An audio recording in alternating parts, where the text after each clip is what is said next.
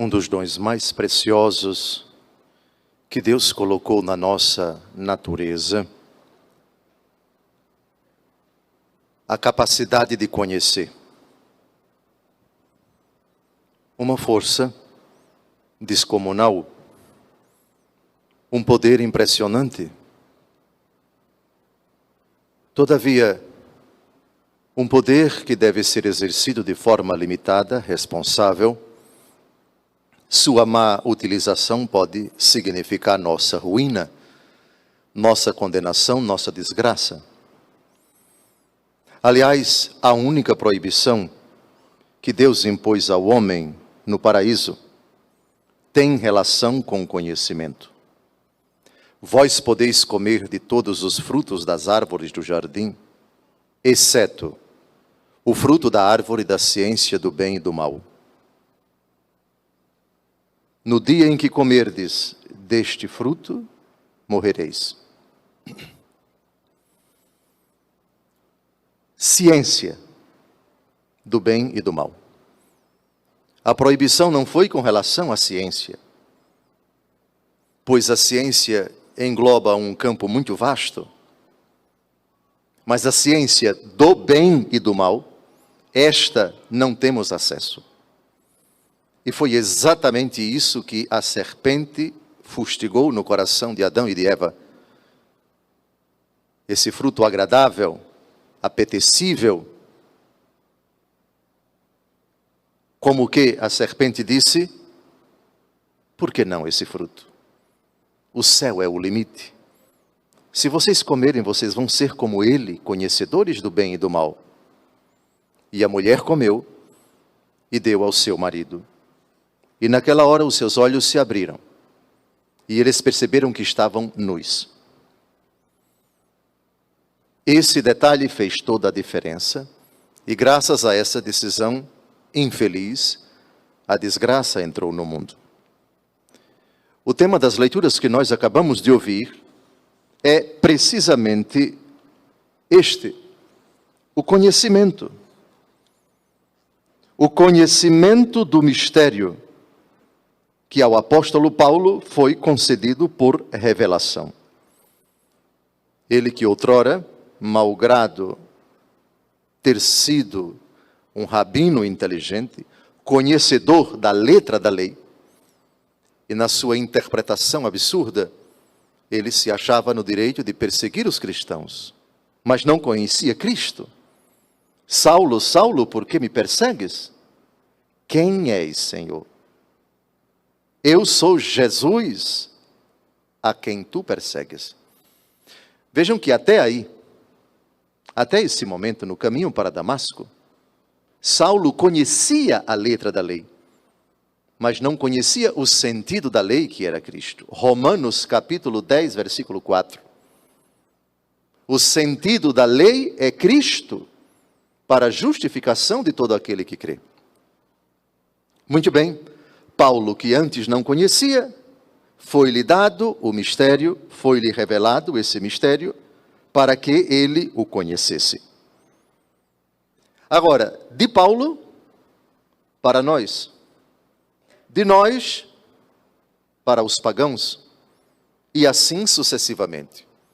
A última frase de Jesus no Evangelho segundo Mateus é: ide pelo mundo, ensinai todas as nações, tornai-as meus discípulos, batizando-as em nome do Pai, do Filho e do Espírito Santo.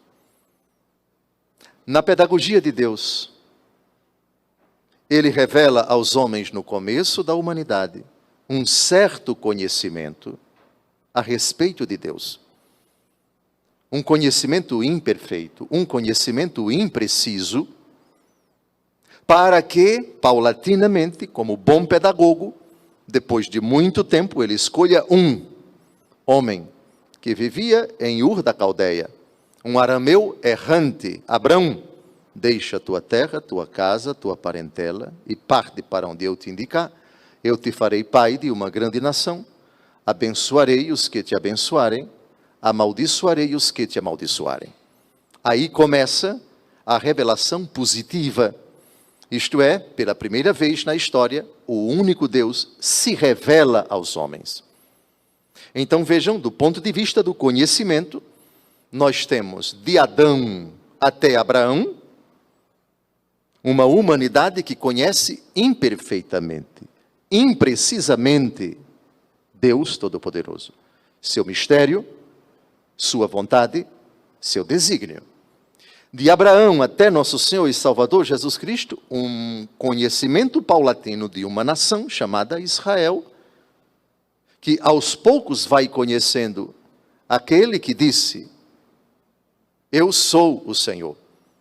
Deuteronômio 6,4, ouve, ó Israel, o Senhor nosso Deus é o único Senhor, o único Senhor. E esse único Senhor revela na história da salvação qual é o seu plano, primeiro com uma aliança imperfeita, selada com o sangue de um cordeiro, e cuja manifestação visível são as tábuas da lei, onde se encontram os 10 mandamentos. Isso foi entregue no Sinai. Preparação para uma nova, uma eterna, uma definitiva aliança. Aos poucos, nessa história, Israel vai conhecendo que Deus revelou para ela e por meio dela toda a humanidade o desígnio de salvar todos os homens. É a figura do Messias, que começa a ser, nos profetas, delineada, profetizada. E em Jesus atingimos o ápice da revelação, o pleno conhecimento de Deus, que é revelado aos apóstolos, por meio deles, primeiro aos judeus, depois aos pagãos. Vejam a pedagogia de Deus. A grande pergunta é, de acordo com o grau de conhecimento de todo ser humano, e aí pagãos, judeus, cristãos, como Deus Todo-Poderoso nos julgará? Qual o critério que Deus utiliza para dizer, você conheceu e por isso vai ser julgado de acordo com a capacidade que você tinha e o conhecimento que você verdadeiramente adquiriu? Capacidade, atenção, essa palavra é chave e há de se distinguir capacidade de possibilidade e de efetividade. Eu sou capaz de estudar, é uma coisa. Eu sou capaz de aprender, é uma coisa. Eu me disponho a aprender, ou então eu negligencio da obrigação de aprender, isso é outra coisa. E a terceira coisa é se de fato eu verdadeiramente aprendi e pus em prática aquilo que eu aprendi. Isso é, por favor, importante mais para frente, porque na parábola de nosso Senhor Jesus Cristo nós temos 3 figuras, 3 empregados. O primeiro, empregado feliz, que quando o patrão chega, ele se encontra no cumprimento do seu dever. Feliz o empregado que o patrão, ao chegar, encontrar agindo assim. Esse empregado vai ser recompensado. O Senhor lhe confiará a administração de todos os seus bens. Mas mais na frente, Jesus vai falar de empregados que começam a espancar os criados e as criadas. O patrão está demorando, começa a beber, a comer, a embriagar-se. E o senhor daquele empregado chegará num dia inesperado e numa hora imprevista, ele o partirá ao meio e o fará participar do destino dos infiéis. Mas é lá no finalzinho da parábola de hoje que Jesus faz uma distinção. O empregado que não conhecia essa vontade e fez coisas que merecem castigo, será chicoteado poucas vezes. Mas aquele que, conhecendo a vontade do Senhor, nada preparou, nem agiu conforme sua vontade, será chicoteado muitas vezes. Então temos um empregado solícito, que vai ser recompensado. Temos um empregado que conhece a vontade do Senhor, e sabendo disso, negligencia, nada prepara, não age segundo a sua vontade. Esse vai ser punido não de acordo com sua capacidade, mas com a sua negligência. Agora vejam também a outra figura, aquele que não conhecia a vontade do Senhor e negligenciou também, vai ser punido. Só que um vai ser chicoteado muitas vezes e o outro vai ser chicoteado poucas vezes. Traduzindo, ambos vão ser condenados. Existe possibilidade de condenação no paganismo e existe possibilidade de condenação no cristianismo. Pagão pode ir para o inferno, cristão também. E lembrem-se que no inferno existe uma gradação de sofrimento. O inferno, o sofrimento não vai ser igual para todo mundo. Primeiro vai ser um sofrimento terrível, indescritível, eterno, que não acaba. Mas, de acordo com a capacidade que cada um recebeu de Deus, e a negligência em não suprir essa capacidade, se eu sou capaz de produzir tanto e não produzo, dado que eu recebi uma capacidade maior, minha culpa é maior, minha negligência é maior, meu pecado é maior. Em direito civil existe uma diferença entre delito doloso e delito culposo. O delito doloso é mais grave. O que é um delito culposo? O delito culposo, pelo menos em direito canônico, que é a minha área, é a negligência, a displicência de uma pessoa no exercício de suas competências. Ele foi negligente, ele foi displicente. Ele podia ter evitado aquilo e não evitou. Ele podia fazer o bem e não fez. Ou então ele se omitiu, etc. Existem omissões culposas. Mas o doloso, o delito doloso, digamos o pecado doloso, é aquele que é praticado por uma pessoa que sabe o bem que deve fazer e de propósito não o faz. O culposo, o doloso, você sabe que não pode fazer aquilo e você quer deliberadamente violar a lei. Você quer transgredir. É claro que é uma intencionalidade muito mais grave, muito mais maliciosa. E é disso que trata as leituras que nós acabamos de ouvir. Vamos então à explicação do evangelho que nós acabamos de ouvir. Ficai certos, se o dono da casa soubesse a hora em que o ladrão iria chegar, não deixaria que arrombasse a sua casa. Que ladrão é esse? Será que o ladrão é Jesus? Jesus não é ladrão. Mas a explicação está na frase seguinte: vós também ficai preparados, porque o Filho do Homem vai chegar na hora em que menos o esperardes.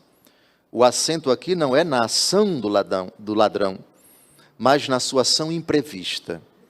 Ele não manda recado. Ele chega a qualquer momento. Ele é sorrateiro.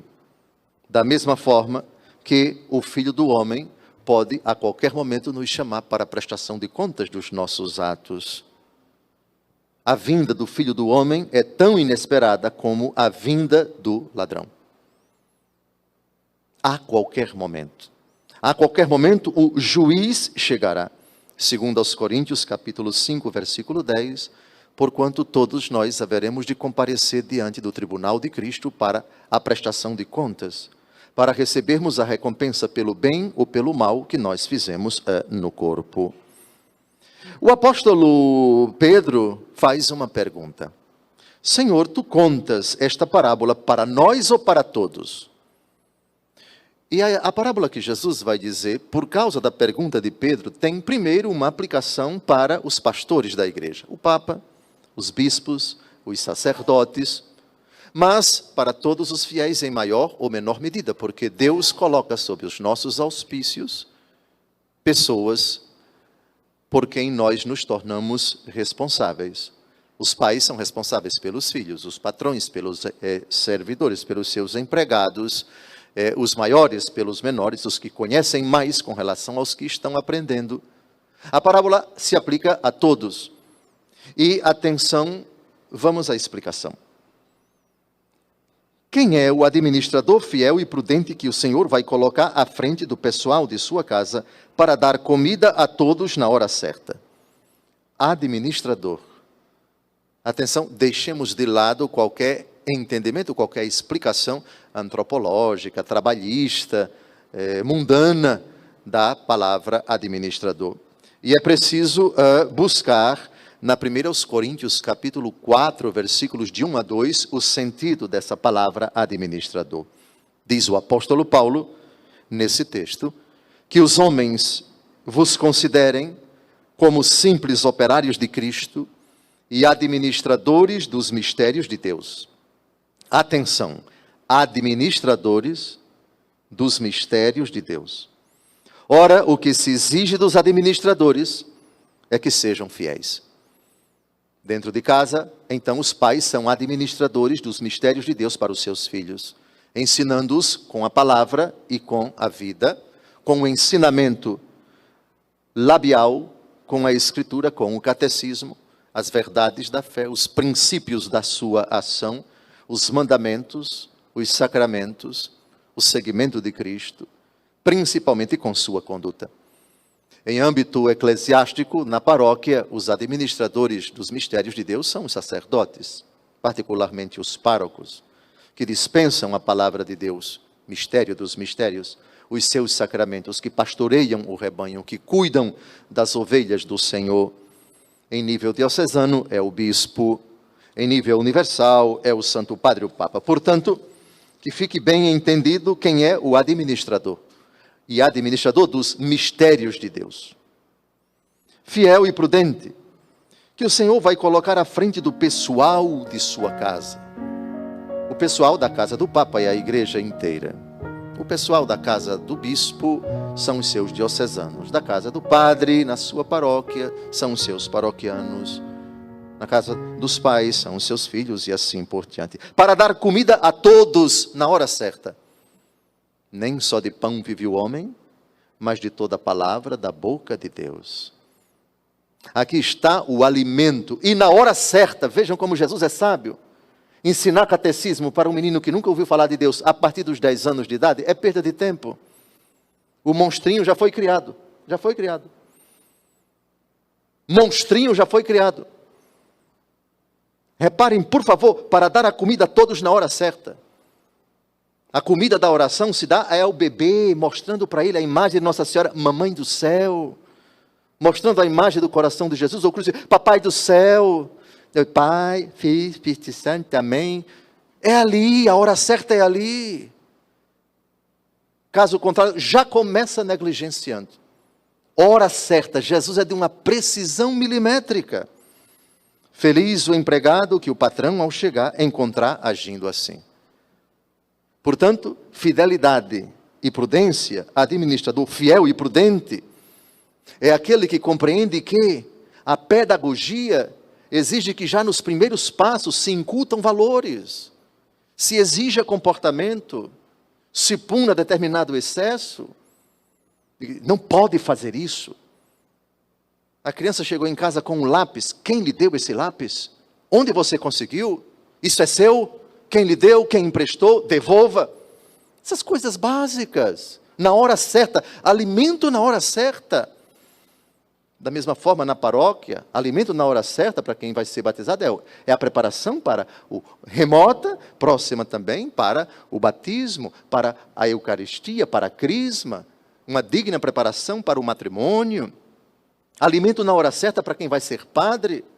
É formação lá no propedêutico, na filosofia, na teologia, e uma formação séria. Administrador fiel e prudente. Você vai prestar contas dos seus atos. Jeremias 48, versículo 10. Maldito que faz com negligência a obra do Senhor. Quer desgraçar os subordinados, administre mal. Administrador leniente, preguiçoso, irresponsável, que não compreende ou se compreende, e o que é muito mais grave, de que todo o pessoal está sob os seus auspícios e é preciso dar alimento na hora certa. Feliz o empregado que o patrão, ao chegar, encontrar agindo assim. Em verdade, eu vos digo, o Senhor lhe confiará a administração de todos os seus bens. Mas se aquele empregado começar a pensar, meu patrão está demorando, aquela pretensão de achar que vamos viver eternamente, de que Deus, quando nos chamar para a prestação de contas, vai passar a mão na cabeça, não vai cobrar com rigor os dons que Ele nos deu, mas Ele o partirá ao meio, depois que o Senhor chegar num dia inesperado e o fará participar do destino dos infiéis. Agora vejamos o delito doloso.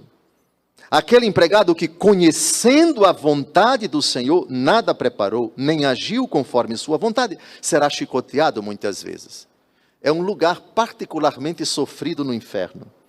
Porque esse sabia da vontade do Senhor, conhecia, vejam a gravidade, eu sei o que o Senhor exigirá de mim, eu sei das minhas obrigações, eu sei das minhas responsabilidades, e estou brincando, estou achando que babado é bico. Prepare-se, será chicoteado muitas vezes. Agora existe uma gradação de sofrimento no inferno, todo sofrimento no inferno é terrível, mas existe um que é menos sofrido, mas é eterno, daquele que não conhecia essa vontade e fez coisas que merecem castigo. Esse será chicoteado poucas vezes. E Jesus explica por quê. A quem muito for dado, muito será pedido. A quem muito for confiado, muito mais será exigido. O apóstolo Paulo faz essa belíssima explicação em Romanos 2, de 12 a 16, ao dizer: todos os que sem a lei pecaram, sem aplicação da lei perecerão. Reparem que aqui ele já está dizendo, fora do judaísmo existe possibilidade de condenação. E nós dizemos, fora do cristianismo também existem sérios candidatos ao inferno. E quantos pecaram sob o regime da lei, pela lei serão julgados. Porque diante de Deus não são justos os que ouvem a lei, mas serão tidos por justos os que praticam a lei. Os pagãos que não têm a lei, fazendo naturalmente as coisas que são da lei, embora não tenham a lei, a si mesmos servem de lei. Eles mostram que o objeto da lei está gravado nos seus corações, dando-lhes testemunho a sua consciência, bem como os seus raciocínios, com os quais se acusam ou se escusam mutuamente. Isso aparecerá claramente no dia em que, segundo o meu evangelho, Deus julgar as ações secretas dos homens por Jesus Cristo. Vejam que responsabilidade é conhecer a vontade de Deus.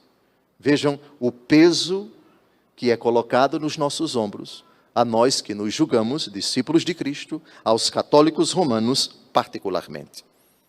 O que o salmista diz no salmo que acabamos de cantar, com alegria bebereis do manancial da salvação, evoca para cada um de nós uma pergunta: que capacidade Deus me deu? E que possibilidade eu tenho de adquirir conhecimento? E posso e devo conhecer sempre mais, mas à medida em que eu conheço, à medida em que o Senhor me explica, me instrui, eu me torno mais consciente e, portanto, mais responsável e, portanto, com mais culpa, se eu negligenciar, se eu não cumprir com as minhas obrigações. Então, o apóstolo Paulo, que não conhecia, conheceu o mistério. Depois, ao ler-me, podeis conhecer a percepção que eu tenho do mistério de Cristo. Este mistério, Deus não fez conhecer aos homens das gerações passadas, mas acaba de revelá-lo agora, pelo Espírito, aos seus santos apóstolos e profetas. E ele acrescenta: os pagãos são admitidos à mesma herança, são membros do corpo, associados à mesma promessa de Jesus Cristo. Para quê? Para, tendo recebido esta graça, anunciar aos pagãos a insondável riqueza de Cristo e de mostrar a todos como Deus realiza o mistério desde sempre escondido nele. Assim, o conhecimento se torna uma realidade paradoxal. Bela porque instrui, maravilhosa porque nos tira da ignorância. Por outro lado, nos torna extremamente responsáveis de uma incumbência que nos será cobrada quando deixarmos esta vida. Ó meu Deus, por que tu me deste a graça de conhecer-te? Precisamente porque eu quero te salvar, porque eu quero te levar com alegria a beber deste manancial da salvação, cuja plenitude é a eternidade. Mas toma consciência, tua capacidade é tua. Tu não podes, num primeiro momento, te comparar com absolutamente ninguém. Um homem, tendo de viajar, reuniu seus servos e lhes confiou seus bens. A um deu 5 talentos, a outro 2, a outro 1, segundo a capacidade de cada um. A minha capacidade é bem menor do que a de Padre Eduardo, que é mais inteligente, que é mais culto, que é mais santo. Mas eu tenho uma capacidade. Não é tanto a missão que eu recebi. Ai de mim, se eu não suprir essa capacidade, e se eu não for coerente com a enorme responsabilidade que adquiri com conhecimento, e se eu não puser em prática aquilo que Deus me fez conhecer com relação à minha missão. Porque com mitra e báculo eu posso ir para os quintos dos infernos. Bispo condenado, qualquer um, todos, haveremos de prestar contas a Deus Todo-Poderoso das nossas capacidades, dos nossos dons, dos nossos carismas. Louvado seja nosso Senhor Jesus Cristo.